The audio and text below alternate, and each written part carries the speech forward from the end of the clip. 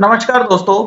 यदि आपको लोन मिले 0% इंटरेस्ट रेट पे, तो क्या आप और उसे आपको रीपे भी करना है। 0% इंटरेस्ट पे आपको लोन मिले और उसे रीपे भी करना है, तो क्या आप वो लोन लेंगे? कितना कैपेसिटी में लेंगे? कितना आप रिपेमेंट कर सकते हैं, उसके हिसाब से लेंगे। दोस्तों, ऐसा सवाल हमने अपने टेलीग्राम ग्रुप में पूछा था और हमें बड़े इंटरेस्टिंग आंसर्स उसके मिले। इंटरेस्टिंग आंसर्स में हमारे एक यूजर ने लिखा, हमारे एक मित्र ने लिखा कि वो लोन ले लेंगे और 0% इंटरेस्ट पे और एफडी बुक कर देंगे 5% पे। एक हमारे मित्र लिखते हैं, पहले दिलवाओ तो सही। सही बात है, लोन मिल कहाँ रहा है 0% पे, तो दिलवाओ तो सही पहले, और फिर हम उसे 2 साल में रीपे कर देंगे। एक हमारे यूजर लिखते हैं कि उसको हम थोड़ा बाइफरगेट कर देंगे, कुछ गोल्ड में लगा देंगे, कुछ बैंक निफ्टी ट्रेड कर लेंगे, कुछ हम ट्रेडिंग के लिए यूज कर लेंगे। कुल मिला के अलग अलग एसेट क्लास में हम उसे लगा देंगे। एक लिखते हैं कि हम उसे मार्केट में लगा देंगे और जो 80% है वो हम अपने कंस्ट्रक्शन या अदर बिजनेसेस में लगा देंगे। कुल मिला के यदि आपको लोन मिलता है तो आप उसके यूजेज को पहले ही प्लान कर लेते हैं, अलग अलग एसेट क्लास में लगाना पसंद करते हैं। तो दोस्तों, इस तरह से आप अपने लोन को स्ट्रक्चर करते हैं, रीपे करते हैं अगर कम इंटरेस्ट रेट पर लोन मिलता है। तो दोस्तों, इस सवाल को मैं रिलेट करता हूं अमेरिका से। अब देखिए, यहां ये चार्ट देखिए, अमेरिकन जो इंटरेस्ट रेट है, इंटरेस्ट रेट का चार्ट है, ये कुछ हिस्टोरिकल चार्ट है।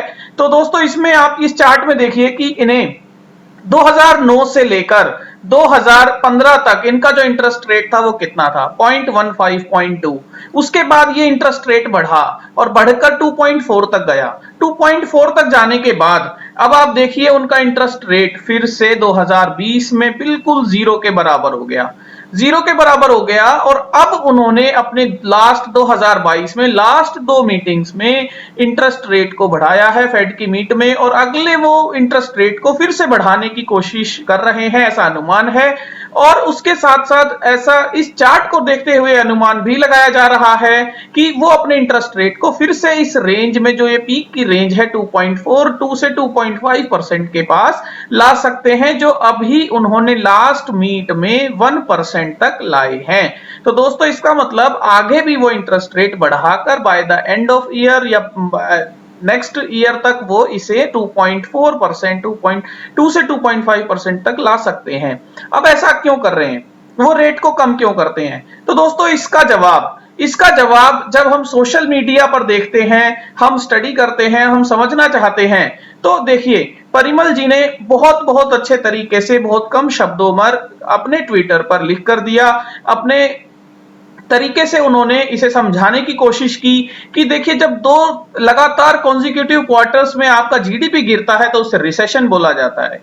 अगर इन्फ्लेशन बढ़ रहा है तो इंटरेस्ट रेट बढ़ाने पड़ते हैं। तो इसका जवाब आपको मिला कि इंटरेस्ट रेट, इन्फ्लेशन बढ़ रहा है। तो दोस्तों, इन्फ्लेशन क्यों बढ़ेगा? जब यहां गवर्नमेंट ने इंटरेस्ट रेट कम करके लोगों की जेब में पैसा दिया, लोगों को पैसा दिया, तो उन्होंने उसको प्लान करके उन्होंने अलग अलग एसेट क्लास में, जैसा कि अगर बहुत ज्यादा पैसा मिल गया है, 0% इंटरेस्ट पे मिल गया है, और एक हमारे यूजर ने लिखा था कि वो 5% एफडी में लगा देंगे, तो इसका मतलब कि वो हायर रिटर्न जो क्लास है उसमें अपना पैसा लगाना चाहते हैं, पैसा 0% पर लेकर। इसी तरह जब यहां इनको पैसा दिया गया तो ये पैसा इन्होंने अलग अलग यूज किया, अलग अलग तरीके से। इमर्जिंग मार्केट में भी पैसा लगता है, क्योंकि इमर्जिंग मार्केट्स ग्रोइंग मार्केट्स होती हैं और उनमें जो है रिटर्न उनको अपने नेटिव स्टेट से ज्यादा मिलता है, तो इस तरीके से वहां वो पैसा लगाते हैं। तो इमर्जिंग मार्केट में भी पैसा वो लगाते हैं, तो यहां भी ग्रोथ फैक्टर जनरेट होता है। तो दोस्तों, यहां जब जो पैसा दिया गया तो उससे इन्फ्लेशन बढ़ जाता है, लोगों की जो बाइंग कैपेसिटी है वो बढ़ जाती है। तो लोगों की बाइंग कैपेसिटी बढ़ने की वजह से जो है डिमांड भी बढ़ जाती है, डिमांड बढ़ने की वजह से इन्फ्लेशन बढ़ जाता है, महंगाई दर बढ़ जाती है। तो उसको कंट्रोल करने के लिए जो मेजर लिया जाता है उसमें इंटरेस्ट रेट को राइज कर दिया जाता है, जिसकी वजह से लो डिमांड हो जाती है, प्रोडक्शन कम हो जाता है। अब प्रोडक्शन कम हो जाएगा तो रिसेशन बढ़ने के चांसेस बढ़ जाते हैं, अनएम्प्लॉयमेंट बढ़ जाती है। अब इस अनएम्प्लॉयमेंट बढ़ने के डेटा को मैं आपको दिखाता हूं। अनएम्प्लॉयमेंट बढ़ने का डेटा जो है, यूएस का जो इनिशियल जॉबलेस क्लेम है, जो इकोनॉमिक कैलेंडर यदि हम देखें यूएस का, तो अभी इन्होंने क्या करा, इन्फ्लेशन का जो डेटा आया जिसकी वजह से 11 मई को जो एक शाम को 18 बजे जो एकदम एग्रेसिव तेजी नजर आई, जो एक्सपेक्ट फोरकास्ट था, जो 0.4% का फोरकास्ट था, उससे भी ज्यादा 0.6% का इनका इन्फ्लेशन का डेटा आया। इसका मतलब कि जो उन्होंने लास्ट मीट में जो 1% किया था, जो बढ़ाया था इंटरेस्ट रेट 50 बीपीएस से, उसके बावजूद इनका इन्फ्लेशन अभी संभल नहीं रहा है अमेरिका का। और उसके बाद उन्होंने इसके बाद यह अनुमान और तेजी पकड़ता है कि वो और तेजी से अभी इसको इंटरेस्ट रेट को बढ़ा सकते हैं। तो इन्फ्लेशन का डेटा आने के बाद अभी इनिशियल जॉबलेस क्लेम का डेटा आया। इनिशियल जॉबलेस क्लेम का मतलब कि कितने लोगों ने अनएम्प्लॉयमेंट इंश्योरेंस के लिए फर्स्ट टाइम फाइल किया है लास्ट वीक के अंदर। तो इस तरह से इनिशियल जॉबलेस जो क्लेम का डेटा आया दोस्तों, हायर अगर वो डेटा होता है तो वो नेगेटिव माना जाता है यूएसडी के लिए, और लोअर डेटा होता है तो बुलिश माना जाता है यूएसडी के लिए। तो जो ये डेटा आया, इस डेटा में आप देखेंगे तो इनका फोरकास्ट था 195 के, लेकिन पिछली बार से भी काफी ज्यादा इन्होंने जॉबलेस जो है वो क्लेम किया है। इसका मतलब अनएम्प्लॉयमेंट तो बढ़ना शुरू हो गया है यूएस के अंदर। जो इंटरेस्ट रेट उन्होंने बढ़ाया, रिसेशन आ रहा है तो अनएम्प्लॉयमेंट बढ़ रहा है। तो उसका इंप्लीमेंटेशन आगे होता है कि डिमांड कम हो जाएगी, इन्फ्लेशन कम होना शुरू हो जाएगा, उसके बाद इंटरेस्ट रेट फिर से गिराने की कोशिश की जाएगी। पर ये दोस्तों एक दो दिन का प्रोसेस नहीं होता, इसमें समय लगता है। समय कैसे लगता है वो मैंने आपको चार्ट में दिखाने की कोशिश की थी। जैसे 2016 में 16 के बाद इन्होंने इंटरेस्ट रेट 2018 तक ऊपर लेके गए, उसके बाद एक साल तक उन्होंने कंसिस्टेंट इंटरेस्ट रेट रखने की कोशिश की थी, और कोविड क्राइसिस में फिर से पैसा जो है बांटकर इंटरेस्ट रेट को जीरो पर लेकर आए, और अभी ये फिर से इंटरेस्ट रेट को बढ़ाना इन्होंने शुरू कर दिया है। तो इस प्रोसीजर में 2022 में अगर इंटरेस्ट रेट बढ़ाना शुरू किया है तो इस प्रोसीजर में टाइम लगेगा, और ये एक दो दिन का प्रोसीजर नहीं होता। पर कुल मिलाकर यदि आप ये पिक्चर देखते हैं तो आपको एक मेजर पिक्चर क्लियर हो जाती है। इन्होंने अपने ट्विटर पर भी अपने यूट्यूब पर भी वीडियो बनाकर काफी अच्छे तरीके से समझाने की कोशिश की है कि क्या भारत में भी रिसेशन आ रहा है। तो वो वीडियो भी आप जरूर इनकी देखिएगा, मुझे काफी अच्छी लगी। हमारे मित्र सौरभ जोशी जी भी आपको ट्विटर के माध्यम से, अपने ट्विटर हैंडल के माध्यम से, जो उनका ट्विटर हैंडल है उसके माध्यम से, वो आपको करेंसी में स्पेशली यूएसडी आईएनआर में अलग अलग इंफॉर्मेशन से आपको अवगत कराते रहते हैं, अपना एनालिसिस भी शेयर करते रहते हैं। तो हमें काफी अच्छा लगता है, हम काफी उनके ट्वीट्स को पढ़ते हैं, रिप्लाई भी करते हैं, देखते हैं। तो दोस्तों आप भी देख सकते हैं। तो रिसेंट ट्वीट भी उन्होंने काफी अच्छे किए हैं, लगातार एग्रेसिवली लास्ट वीक में तो उन्होंने काफी ज्यादा ट्वीट्स किए हैं, और वो आपको जो अलग अलग चेंजेस, न्यूज ओरिएंटेड चेंजेस जो हो रहे हैं उससे अवगत कराते रहते हैं। दोस्तों इसके बाद यदि हम बात करें इंडिया की, तो इंडिया में इन्फ्लेशन जो रेट है, वो टॉलरेंस जो रेंज है वो 2 से 6% की हमारी है। तो 2 से 6% की रेंज के बावजूद अभी इंडिया का जो इन्फ्लेशन रेट है वो 2 से 6% से ज्यादा चल रहा है। और अभी रिसेंट में तो ये 7.79 जो कंज्यूमर प्राइस इंडेक्स होता है, सीपीआई होता है, 7.79 तक ये चला गया है। तो दोस्तों इससे फूड इन्फ्लेशन भी काफी बड़ा है और सीपीआई भी काफी बड़ा है। ये डेटा हमें नीचे देखने को भी मिल रहा है। इन्फ्लेशन जो रेट है वो बढ़ गया है, फूड इन्फ्लेशन बढ़ गया है। तो इससे क्या हुआ है दोस्तों, इस महंगाई को कंट्रोल करने के लिए अभी हमारा आरबीआई भी रेपो रेट बढ़ा रहा है, जैसे कि लास्ट मीटिंग में भी उन्होंने 40 बीपीएस बढ़ाया है। तो इस तरीके से रेपो रेट आगे भी हमारे देश में बढ़ाया जा सकता है, आरबीआई रेपो रेट को बढ़ा सकता है। तो दोस्तों इससे एक पिक्चर क्लियर ये होती है कि यदि यूएस का जो इकोनॉमिक डेटा है, यदि उनका इन्फ्लेशन अभी कंट्रोल नहीं आता तो वो अपने इंटरेस्ट रेट को बढ़ाते रहेंगे, और इंटरेस्ट रेट को बढ़ाने के साथ अभी इन्हें इंटरेस्ट रेट को बढ़ाने के साथ अभी डॉलर इंडेक्स को भी ताकत मिलेगी। हालांकि हमारे कुछ व्यूअर्स का, जैसे मैंने बात की थी, तो उनका एक व्यू ये भी है कि अभी इंटरेस्ट रेट जो बढ़ाना है वो डॉलर में अभी एडजस्ट किया जा चुका है, लेकिन उसके बावजूद यदि आप देखेंगे तो इंटरेस्ट रेट बढ़ने के साथ डॉलर में भी मजबूती रहेगी। डॉलर अभी कूल ऑफ होने की कंडीशन में नहीं आ पाएगा, ऐसा हमें लगता है। और यदि डॉलर कूल ऑफ होता है तो दूसरे जो एसेट क्लास हैं उनको भी राहत मिलेगी, इमर्जिंग मार्केट्स में भी सेल ऑफ को राहत मिलेगी, और जो हमारा यूएसडी आईएनआर है जिसे हम ट्रेड करते हैं इसको भी राहत मिलेगी। तो दोस्तों यूएसडी आईएनआर की बात करते हैं। नमस्कार दोस्तों,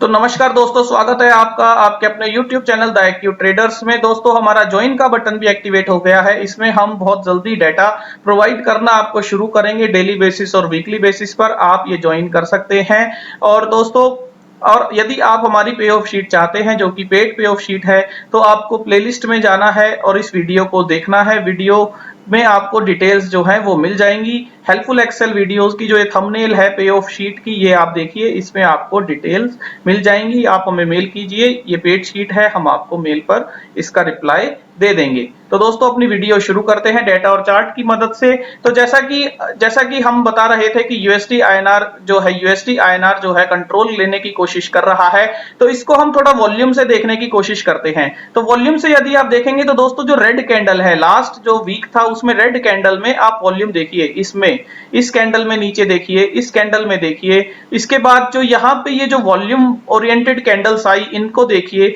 तो दोस्तों कुल मिला के कहानी ये समझ आ रही है कि यूएसडी आईएनआर में जो डॉलर इंडेक्स में जो तेजी आ रही है, जो इन्फ्लेशन का डाटा जो है बढ़ता जा रहा है, जो इंटरेस्ट रेट बढ़ते जा रहे हैं, एफडब्ल्यूआईज का आउटफ्लो जो है बढ़ता जा रहा है, उनकी मास सेलिंग बढ़ती जा रही है, उसके बावजूद जो डॉलर की डिमांड है वो बढ़ती जा रही है यूएसडी आईएनआर में। तो दोस्तों उसको कंट्रोल करने के लिए भी कहीं ना कहीं यहाँ एक हैवी सेलिंग का प्रेशर क्रिएट किया जा रहा है। इन लेवल्स के आसपास 77.675 के आसपास में ये सेलिंग का प्रेशर क्रिएट किया जा रहा है। हालांकि नीचे की तरफ जब इसे छोड़ दिया जाता है तो ये अपने आप फिर से तेजी की दिशा पकड़ लेता है। यहां जब इसे कूल ऑफ होने के लिए छोड़ दिया जाता है, एक बार वॉल्यूम सेल करके इसे कूल ऑफ करने के लिए छोड़ दिया जाता है, तो ये फिर से तेजी की तरफ आ जाता है। अब दोस्तों 12 तारीख में सेम डाटा क्या हुआ जो हमने सीपीआई का डाटा यूएस का दिखाया था, जिसमें एक्सपेक्टेड था कि 0.4% तक उनका इन्फ्लेशन रहना चाहिए, लेकिन वो अपने वैल्यू से ज्यादा आया।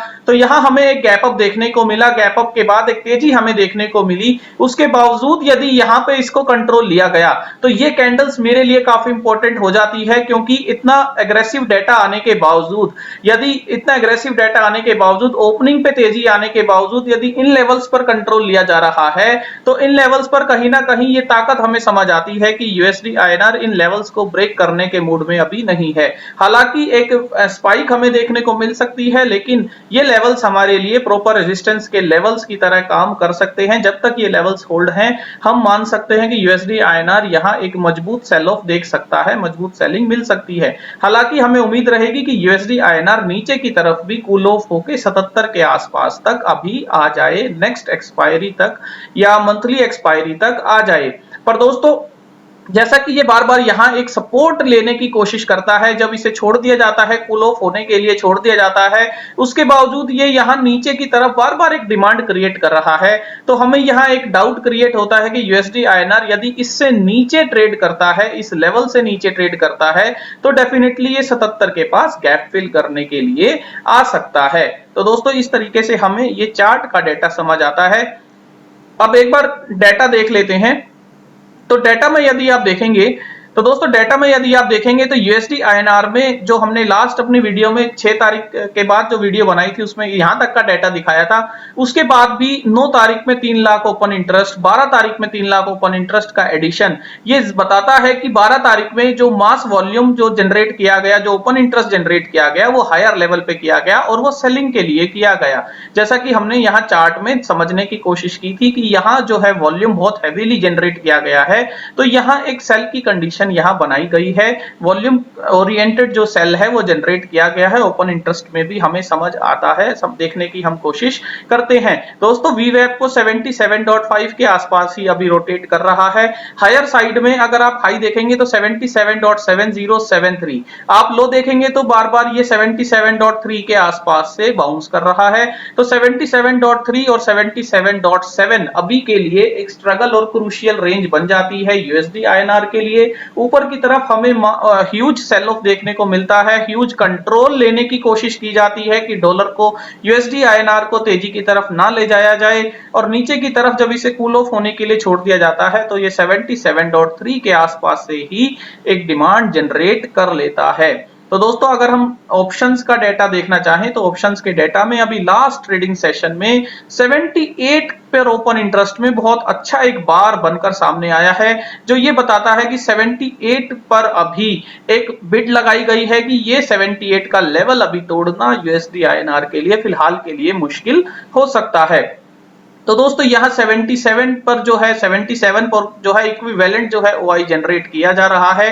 तो आने वाले दिनों में हम एक्सपेक्ट करते हैं कि 77 का जो सम रहेगा 68 और 14 82 पैसा यानी 77.82 पैसे के आसपास में से ही इसे कूल ऑफ होना मिले, कूल ऑफ होने की कंडीशन मिले, यहाँ तक इस वैल्यू को ये 82 पैसे की वैल्यू को ये जो है डीके करेगा, 82 पैसे की वैल्यू को डीके करे, क्योंकि यहाँ ओपन इंटरेस्ट जो है इक्विवेलेंट हमें देखने को मिल रहा है ऊपर की तरफ। हालांकि 77.5 पर भी पुट राइटर्स अपनी पोजीशन को बरकरार रखे हुए हैं, बनाए हुए हैं। तो 77.5 पर भी हमें एक स्ट्रगल देखने को जो अभी फिलहाल दिख रहा है।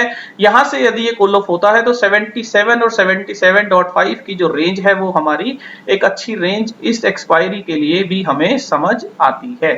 तो दोस्तों इस तरीके से हम अपनी स्ट्रेटजीज को प्लान कर सकते हैं कि ऊपर यदि हम बेचना चाहें कॉल 78 की कॉल हम बेचना चाहें तो 78.5 का हम हेज जरूर ले लें या 78.25 का हेज लेकर हम बेच सकते हैं। और नीचे की तरफ यदि हम 77 की पुट बेचते हैं तो हम उसे नेकेड सेल ऑफ भी हम देख सकते हैं। मैं एक बार इसे चार्ट पर आपको दिखाता हूं। तो दोस्तों ये चार्ट कुछ इस तरीके से रहेगा, जिसमें 78 पर हमने जो सेल किया है यूएसडी आईएनआर को और 78.5 पर हमने हेज लिया है और 77 पर हमने स्नेकेड सेल किया है, यानी स्ट्रेंगल हमने बनाया, शॉर्ट स्ट्रेंगल हमने बनाया, एक रेंज के अंदर बनाया और उसके बाद हमने हायर साइड में हेज ले लिया कि कोई भी फियरफुल अगर कोई इवेंट होता है, अनप्रोमिसिंग कुछ होता है तो हमारा ऊपर की तरफ हेज रहे और नीचे की तरफ ये आता है कूल ऑफ होता है। तो कूल ऑफ होने के बाद हम अपनी कॉल राइटिंग को नीचे की तरफ धीरे धीरे शिफ्ट कर सकते हैं। पुट को भी हालांकि हम रोल डाउन कर सकते हैं, 76.5 तक कर सकते हैं, पर डेटा की मदद से 77 पर एक अच्छा ओपन इंटरेस्ट पुट में भी है, 77.5 पर भी है। तो ये रेंज अभी हमें काफी अच्छी लग रही है। चार्ट की मदद से आप, डेटा की मदद से आप ये रेंज अगर देखना चाहें तो यहाँ हमें लगता है कि कुछ पैसा यहाँ मिल सकता है। Thank you friends.